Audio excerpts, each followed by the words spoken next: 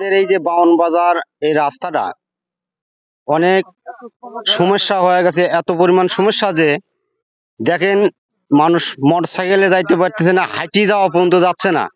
দেন পাশে গাড়িগুলো সম্পূর্ণ আটকে আছে।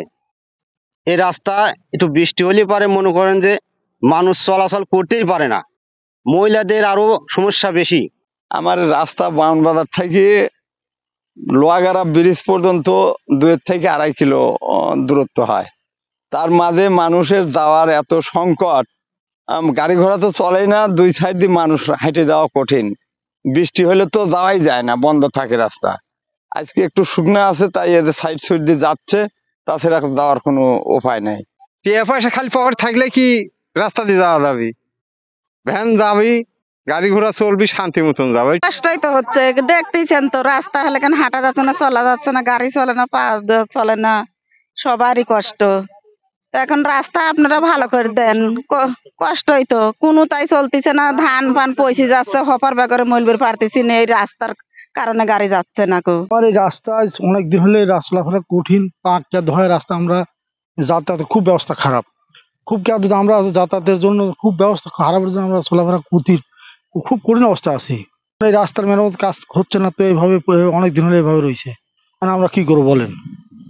এইভাবে জন্য আমরা এইভাবে চলছি, কি করবো? তাছাড়া রাস্তার কাজও হচ্ছে না, কাজও করতেছে না, এইভাবে এইভাবে আমরা হাঁটতেছি আর এই কাজও করতেছে না, কি অবস্থা আছে এখন? আমরা চাই দ্রুত এই রাস্তা যাতে হয়।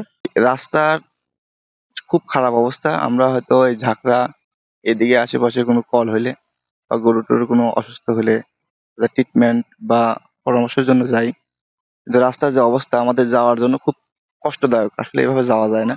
আমাদের চাটমোহর উপজেলায় যে সমস্ত ভাঙ্গা রাস্তা রয়েছে সেগুলো মেরামতের জন্য আমরা সার্ভে শুরু করব ইনশাল্লাহ। তবে ইতিমধ্যে আমরা ভাঙ্গা রাস্তাগুলো বা যে সমস্ত রাস্তা মেরামত যোগ্য সে সমস্ত রাস্তাগুলো লিস্ট আমরা তৈরি করা শুরু করেছি এবং আমাদের ঊর্ধ্বতন কর্তৃপক্ষ স্যারদের নির্দেশনা মোতাবেক আমরা সেই লিস্ট তৈরি করছি।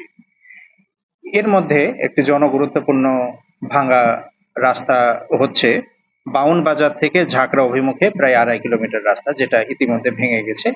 আমরা সেই লিস্টের ভিতরে এই রাস্তাটুকু অন্তর্ভুক্ত করেছি। এখন ইনশাআল্লাহ বরাদ্দ এবং পারিপার্শ্বিক পরিবেশ সবকিছুর বিবেচনা করে সবকিছুর সাপেক্ষে আমরা এই রাস্তাটি মেরামত করতে পারবো বলে আশা রাখি। ধন্যবাদ।